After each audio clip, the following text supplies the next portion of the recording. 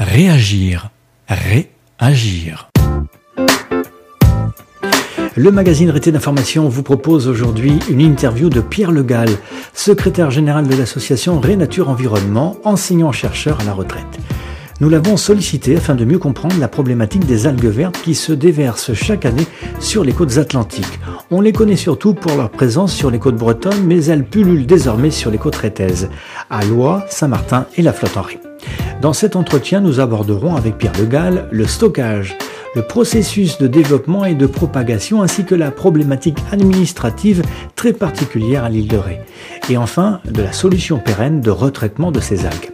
Auparavant, revenons aux causes avérées de cette pollution, nuisible, je vous le rappelle bien sûr, à l'environnement et à l'être humain. Alors là, nous allons parler du phénomène des algues vertes qui n'est pas vraiment nouveau.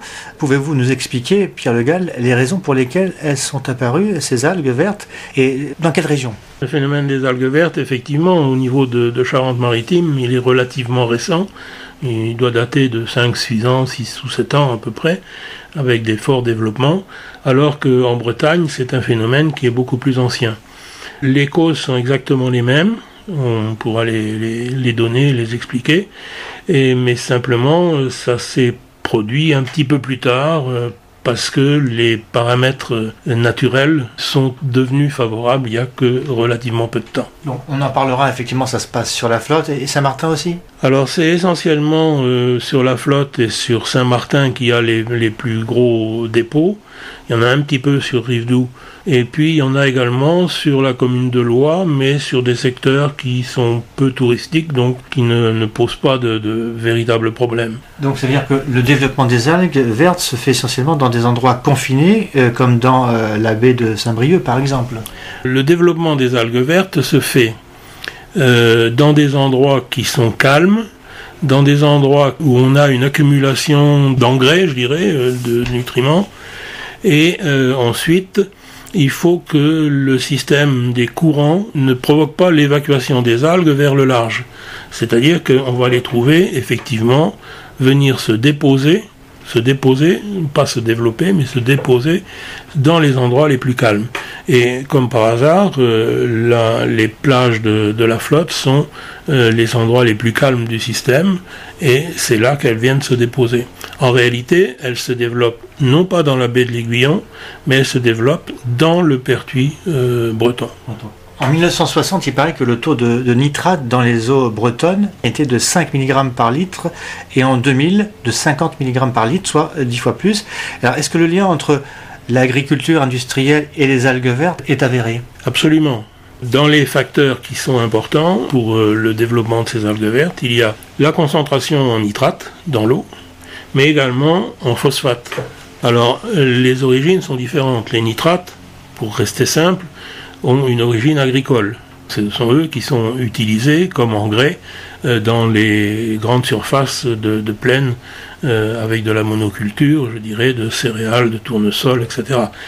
Par contre, les phosphates, eux, arrivent à partir des stations d'épuration.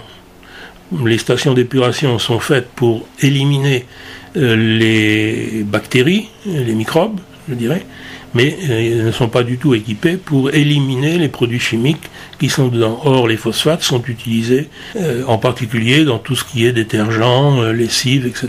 Donc, ils traversent les stations d'épuration, descendent dans les fleuves et elles arrivent à la mer forcément. Donc, il y a une augmentation du taux de ces phosphates. Le mélange nitrate-phosphate est extrêmement favorable au développement des algues, et en particulier de ces algues vertes, qui ont une physiologie très particulière par rapport aux autres algues.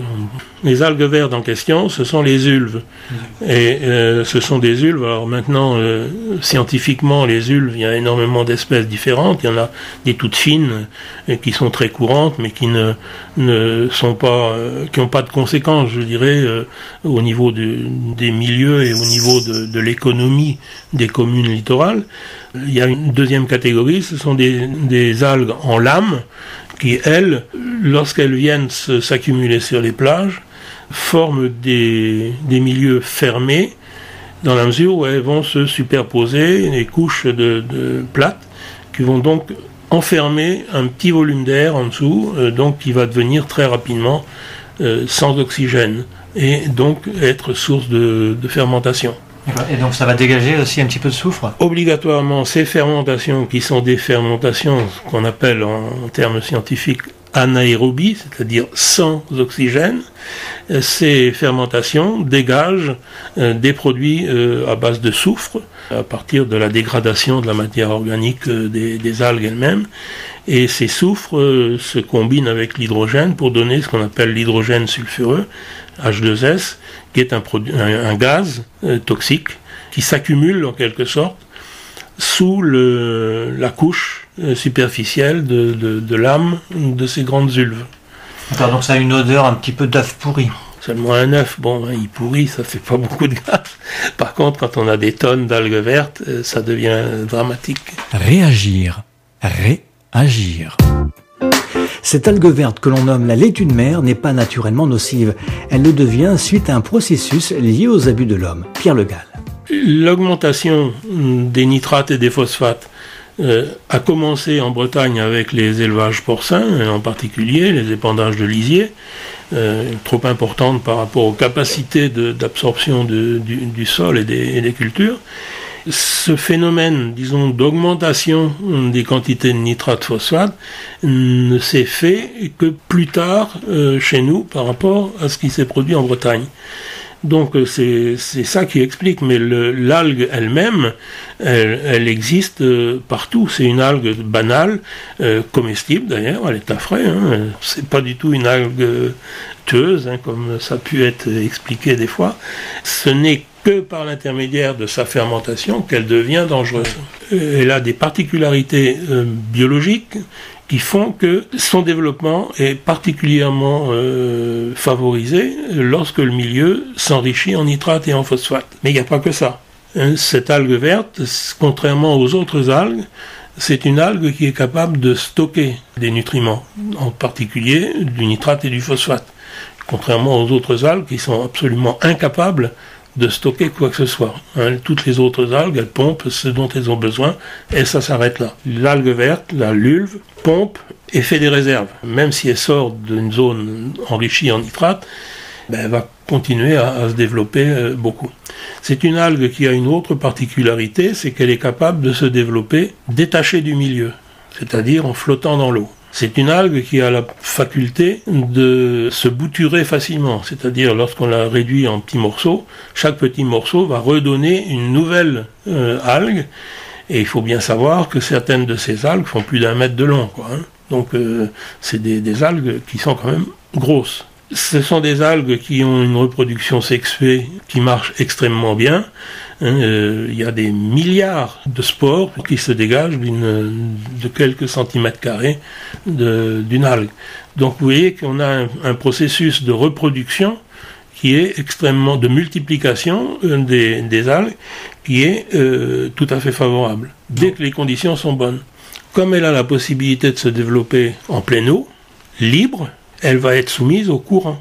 Et c'est pour ça que dans le pertuis breton, où on a un système de courant qui fait des boucles, donc les algues vont tourner sur elles-mêmes dans tout l'ensemble de la partie profonde du pertuis breton.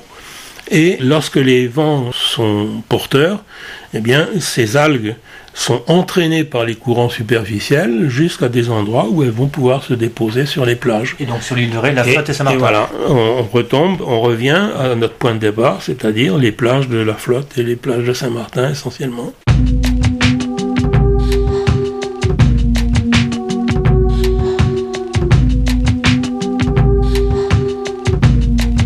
Entretien avec Pierre Le Gall, secrétaire général de l'association Ré-Nature Environnement, enseignant-chercheur à la retraite. Le pertuis breton est alimenté par essentiellement la Sèvre niortaise. Donc tout ce qu'il y a derrière, ce sont des activités plutôt agricoles, de culture intensive, qui se développent et qui gagnent du terrain.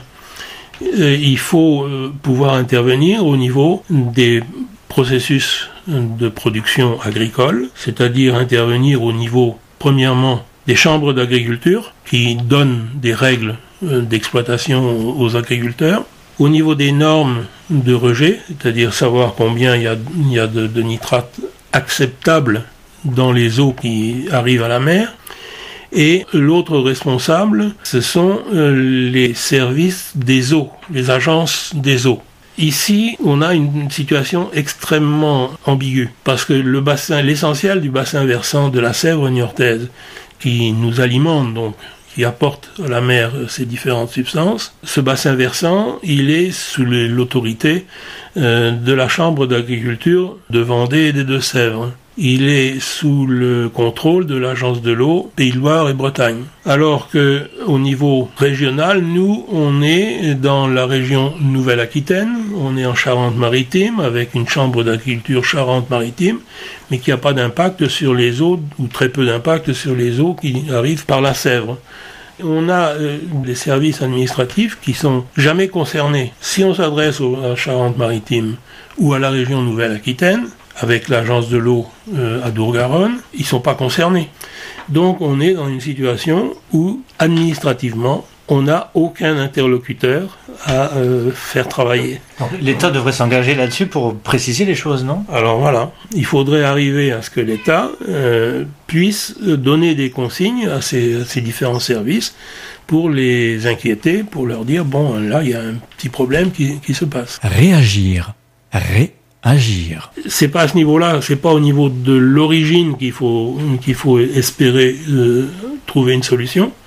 On la trouvera peut-être un jour, mais dans tellement longtemps qu'elle ne sera pas efficace.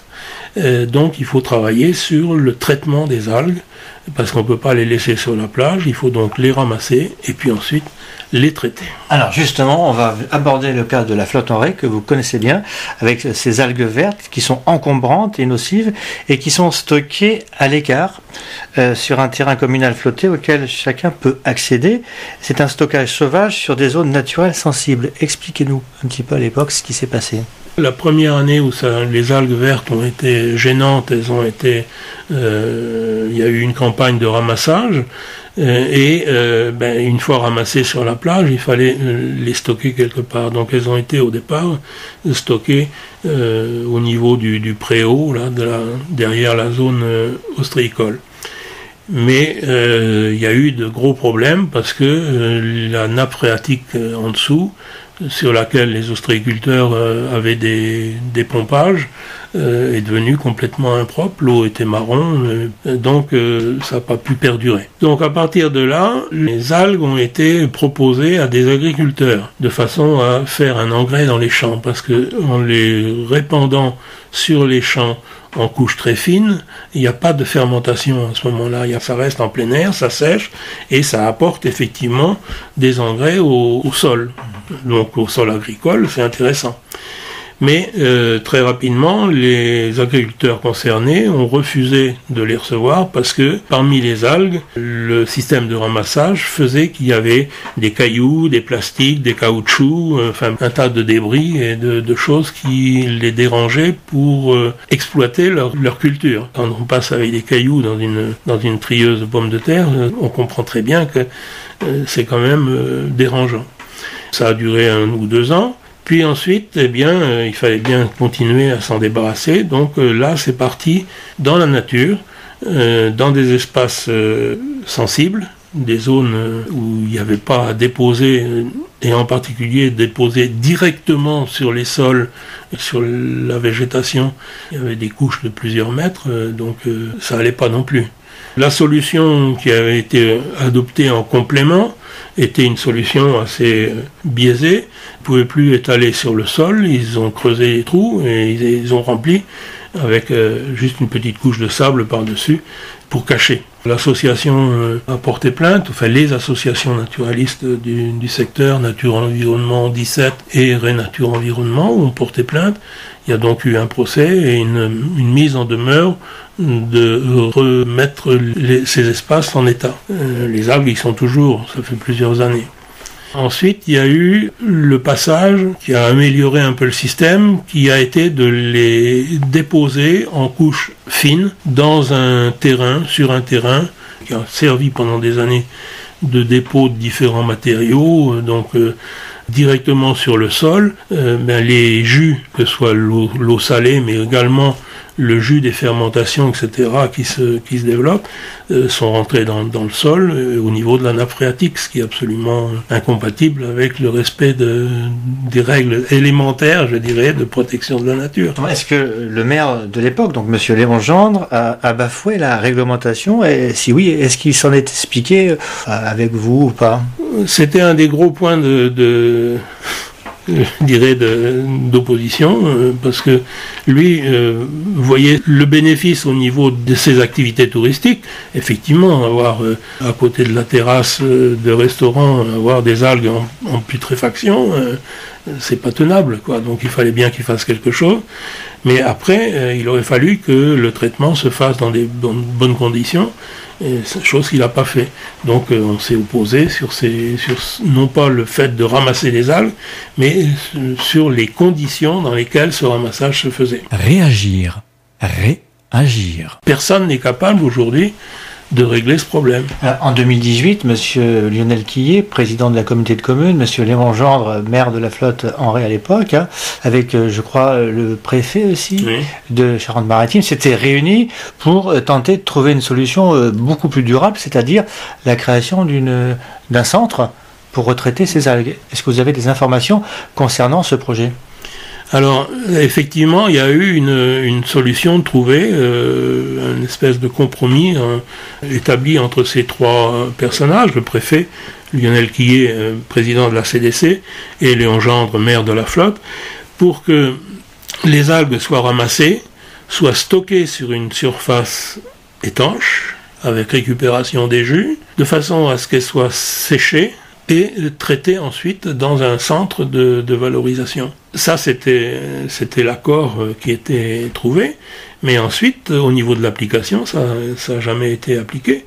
2019, la campagne a été un petit peu perturbée parce que les conditions météorologiques ont fait que il n'y a pas eu énormément d'apports, donc ça s'est passé un peu de la même façon qu'en 2018. C'est-à-dire dépôt du côté de la Croix-Michaud, là, sur le terrain en face de la Croix-Michaud, mais avec une application, je dirais, un petit peu différente, dans la mesure où la couche de quelques centimètres, d'une dizaine de centimètres, était passée à 20 ou 30 centimètres, c'est-à-dire qu'on était déjà dans des conditions un petit peu marginales. En plus, les quantités ont été relativement modestes par rapport à d'autres années. Et depuis, je crois qu'il y a eu un accord, ou tout au moins des négociations entre la flotte et la communauté de communes de l'île de Ré, pour que soit envisagée la création d'un centre spécial, d'une plateforme spéciale pour le traitement des algues. Alors justement, puisque nous sommes en 2020, les élections municipales se sont déroulées, le maire de la flotte, Léon Gendre, a laissé son siège démocratiquement s'entend à monsieur Jean-Paul Hérodeau, qui est donc le nouveau maire de la flotte en Ré. Est-ce que vous avez dans l'idée, avec votre association, ou vous-même, personnellement, je ne sais pas, d'aller le rencontrer pour évoquer ce dossier ? Lui, il est favorable à ce que, premièrement, la commune de la flotte rentre dans le système de la communauté de communes, et il ne reste pas contrairement à M. Gendre. Voilà. Il serait favorable, effectivement, à ce qu'il y ait une solution de trouver dans ce sens-là. Donc il faudrait renégocier avec M. Quillet, justement, l'implantation de cet endroit. Oui. Étant donné les circonstances avec le Covid-19, il y a beaucoup de choses qui sont restées, je dirais, dans les tiroirs, qui n'ont pas été actualisées. Donc maintenant où on est déconfiné, où on reprend un peu des contacts, c'est quelque chose qu'il va falloir relancer. Et puis on verra bien les solutions qui seront adoptées pour la campagne 2020, c'est-à-dire pour l'été qui vient. D'abord s'il y a beaucoup d'algues qui arrivent, et si elles arrivent, si elles sont ramassées, et si elles sont ramassées, comment elles sont ensuite traitées, là maintenant. Alors effectivement, la solution idéale pour retraiter ces algues vertes aurait été de construire un centre sur l'île de Ré. Mais bien sûr, cela a un coût, et puis la pandémie du coronavirus a considérablement mis un frein à ce projet, et on le comprend. De toute façon, l'association écologiste Ré Nature Environnement reste vigilante et active, et nous ne manquerons pas de vous informer sur l'évolution de ce dossier. Merci à Pierre Le Gall, secrétaire général de l'association Ré-Nature Environnement et enseignant-chercheur à la retraite. Je vous rappelle, les amis, que vous pouvez réécouter ce reportage sur l'ensemble des réseaux sociaux, en n'oubliant pas, s'il vous plaît, au passage, de chatouiller le pouce bleu, vous savez, celui qui pointe à midi.